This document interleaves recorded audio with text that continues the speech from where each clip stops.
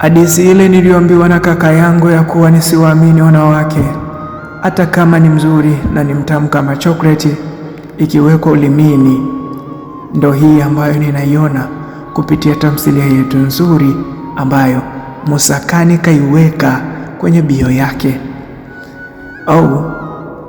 Mwanamke amemwacha nyumbani na yuko mizungukoni ili jioni aweze kuleta chochote kitu cha ajabu.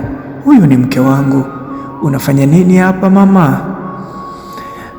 Kaa kimya. Hivi uliniahidi nini?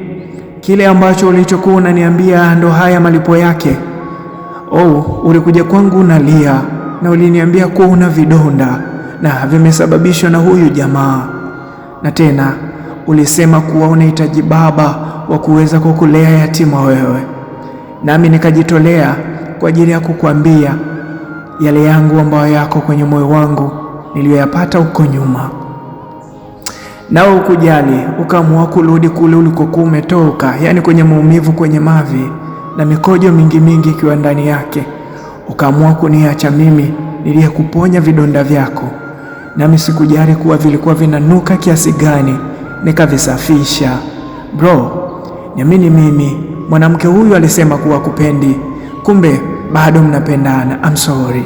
Mnaweza kuendelea na nimejua kuwa nyinyi mnapendana sana.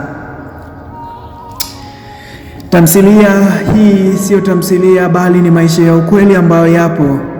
Mshikaji, unaweza kaenda kazini kwa ajili ya kuweza kupata chochote kitu ili utakavyokuwa unarudi umfurahishe ex wa mtu ambaye huwa wanakutana kisiri.